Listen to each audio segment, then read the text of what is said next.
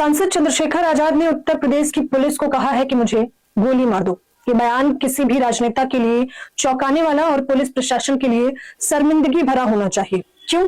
वजह है मेरठ का एक और मामला। हाल फिलहाल में मेरठ में दलित लड़की का अपहरण और उसकी मां की निर्मम तरीके से हत्या का मामला अभी थमा भी नहीं था दोस्तों, कि एक और मामला निकलकर सामने आया है जहां पर सोनू कश्यप को जिंदा जला दिया गया है। हालांकि उससे भी ज्यादा चौंकाने वाला यह है कि पुलिस इस मामले पर लीपापोती कर रही है, ये पता लगाने की जगह कि आखिरकार सोनू कश्यप की निर्मम तरीके से जिंदा जलाकर हत्या किसने की है।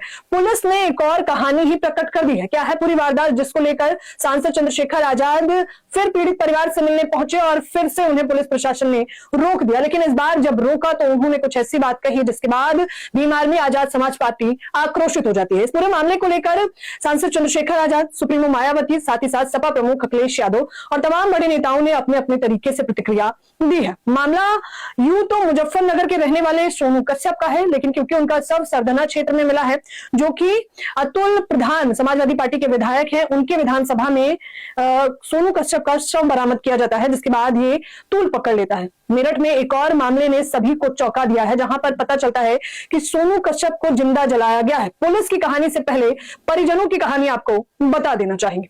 परिवारजनों का कहना है कि सोनू अपने जेब में 80,000 रुपए लेकर गया था। वो बाइक खरीदना चाहता था, लेकिन जब वो निकलता है उसके बाद उसके आने की कोई भी कहानी हमें नहीं पता चलती। सोनू कश्यप की बहन कहती है कि मुझे लगता है कि गांव के ही ठाकुरवादी लोगों ने उसकी निर्मम तरीके से हत्या की है और मैं चाहती हूं कि मुझे मेरे भाई को न्याय मिलना चाहिए, आरोपियों को भी जिंदा जलाया जाना चाहिए।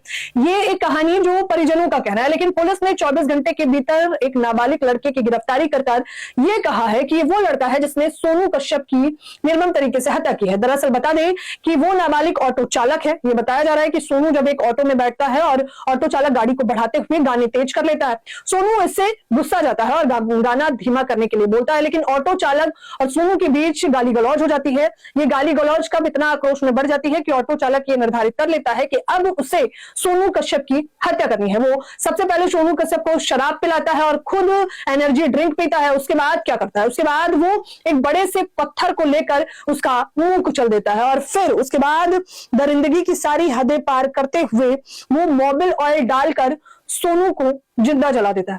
हालांकि ये कहानी जो पुलिस प्रशासन बता रहा है, इस पर किसी को भी भरोसा नहीं हो रहा है और मुख्य तौर पर परिजनों को तो बिल्कुल भरोसा नहीं हो रहा है। जब ये विवाद बढ़ा और पुलिस की कहानी निकलकर सामने आई तो देखिए, दैनिक भास्कर लिखता है, सोनू हत्याकांड के आरोपियों की गिरफ्तारी की मांग, कश्यप समाज का कलेक्ट्रेट में प्रदर्शन, पुलिस पर लापरवाही का आरोप।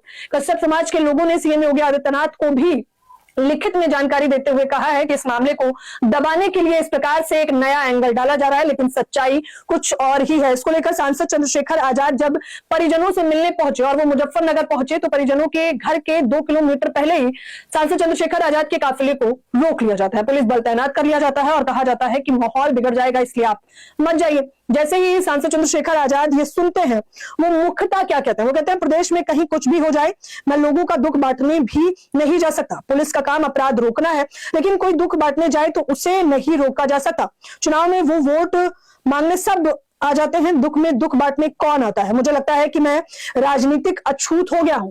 चंद्रशेखर आजाद ये बात कहते हैं, उन्हें लगता है कि वो राजनीतिक अछूत हो गए हैं। अगर पुलिस मुझे नहीं मिलने देगी तो बेशक मुझे गोली मार दो। वो कहते हैं कि भले ही मुझे गोली मार दो, क्योंकि जब तक तो मैं जिंदा हूं तब तक मैं अपने समाज की आवाज बनता रहूंगा। हालांकि मैं बिस्तर पर भी पड़ा रहूंगा तब भी मैं अपने लोगों की आवाज उठाऊंगा। सोचिए, इस बयान के बाद उनके समाजवादी पार्टी से लेकर तमाम लोग अपनी अपनी प्रतिक्रियाएं दे रहे हैं, लेकिन भीम आर्मी में अच्छा खासा आक्रोश देखने को मिल रहा है। हालांकि प्रशासन ने कहा कि हम आपकी मुलाकात करवाएंगे। 2 घंटे बाद मुलाकात नहीं होने पर चंद्रशेखर आजाद खुद परिजनों से मुलाकात करते हैं। मुलाकात मतलब वीडियो कॉल के माध्यम से वो मुलाकात करते हैं, जिसमें आरोपी के बयानों को तोड़ मरोड़ के दिखाया जाता है और मुख्यतः पुलिस प्रशासन लिप्त है, ऐसे गंभीर आरोप सोनू कश्यप की बहन बताती हुई दिखाई देती है।